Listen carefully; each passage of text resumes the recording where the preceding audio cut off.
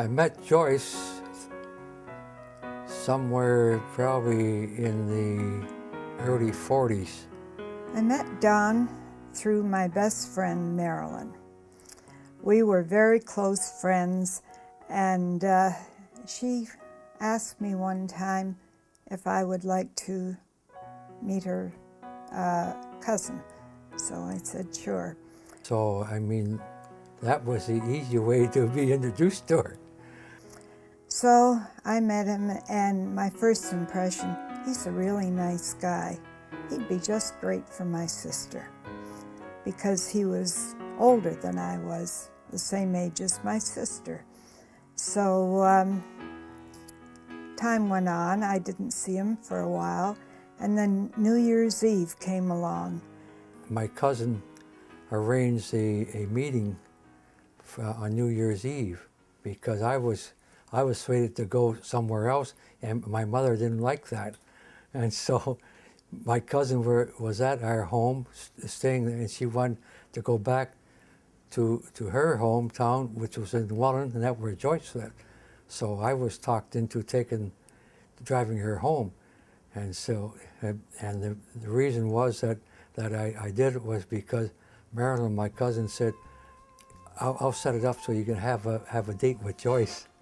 My family was invited to a New Year's party, so we went to the party and got a phone call just before leaving. Would I like to go out with Marilyn's cousin Don? And I said, well, no, I can't, because we've already accepted an invitation to a party. Well, we got to the party, and when the host heard that I had turned down a date for New Year's Eve, she insisted that we call and ask Don to join us. And he did. He said, sure, bring Don over. So I drove Marilyn home to Welland, and then from there, she went with me over to where Joyce is at the party. And when he walked in the door, it was 10 o'clock, New Year's Eve. 4 years later, 10 o'clock New Year's Eve, we were married. So that was the start of our relationship. So good times and bad, and a lot in between. So we had a good time, and I drove Joyce and her mother home to their home, and then I went over to my cousin's place, which was my aunt's and uncle's place, and I stayed overnight. But I had the courage to ask her for a date for New Year's Day to take her to the show. Well, when the first show was over, we went to the second one. So there it went. So we really had something going. Well, we dated for a while, and then he was called into the Army. And this was 1942, I believe. We were just sort of interested in each other and dating. And although the age difference didn't matter that much to us, there's 8 years difference. So he was stationed in Newmarket, and he tried to get home weekends. And it was rather difficult to get back and forth. He hitchhiked, and in those days, you could hitchhike. These days you can't. But anyway, it continued on for a while. So we were out of touch. We weren't in touch as much as we had been. And he was kind of like a big brother, not a boyfriend, a big brother who was really very nice to me. My family accepted him. My mother thought he was great because he dried dishes every time he came over, impressed his future mother-in-law. And then our relationship kind of drifted off because it was difficult for him to get back and forth. And I just thought, he's a little bit too old for me. I had never dated. He was the first boyfriend I ever had. So we stopped seeing each other. back in those days, you wrote letters, and you didn't make phone calls because it wasn't that handy yet. So I used to write to my mother, and then I would write one to Joyce, and so we correspond that way. But we gradually got away from seeing each other because I was in the Army. And also I found another girl in Newmarket that I was interested in. And well, make a long story short, it lasted for like a few months until I went overseas. And then he went overseas, and I didn't hear from him for a while until I got a phone call one night from his cousin, Marilyn, and she said, Don will be coming to visit, in Welland, coming to visit our family, and his ship was torpedoed in the convoy on the way to England, so he's been given a short leave. So she said, would you like to see him? I said, of course. I went home and I then got my, I think it was my aunt I got, because I sold my car. I didn't have a car now. And there wasn't much time because his aunt and his family wanted him to see family, and there wasn't much time for us. I got my aunt to drive me from there over to Welland to see Joyce.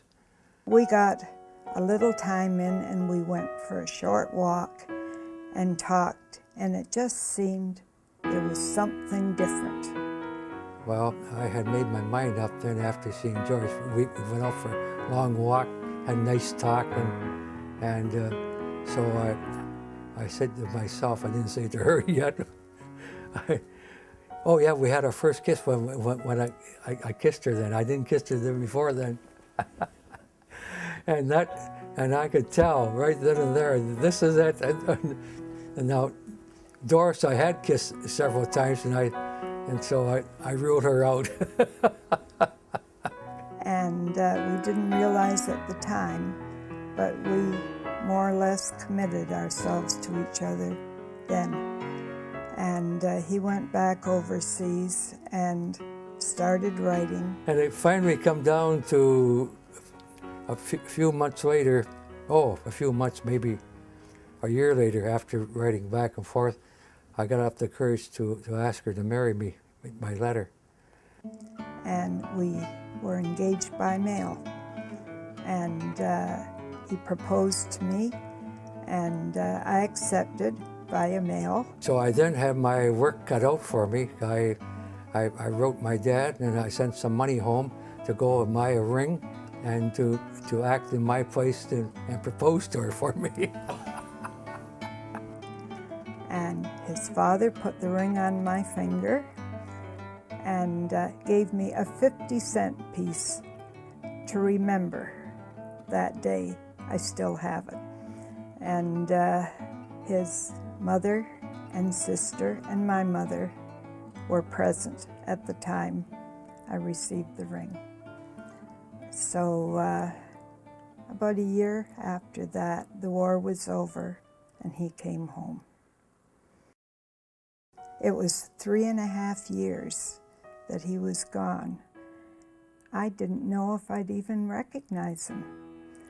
Well, when I come home, this is about 3 years now, I haven't seen her, and and now she's 19 years old, and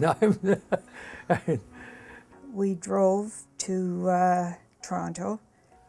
All I can remember is when we got off the train, we had to march up. I think it's Queen Street in Toronto or something. I can't remember the street. University Avenue is where the troops came back and paraded. So we had to go through all our procedures, and people were clapping as we walked by, and so I'm looking for Joyce out there somewhere. And I thought, all these hundreds of soldiers, and I didn't even know if I'd recognize him. And all of a sudden, I saw his face. And that was it. I just knew him, just like that. Oh, once I saw her in the crowd, and she had a little cold red nose. I can always remember that. There she was. So the first thing I remember when I kissed her was the red nose that got her. But I think that must have turned me on because I'm still here. When I saw him, it was as if all the years had gone, and we were very comfortable with each other. So 2 weeks later, we were married. I guess we were comfortable with each other.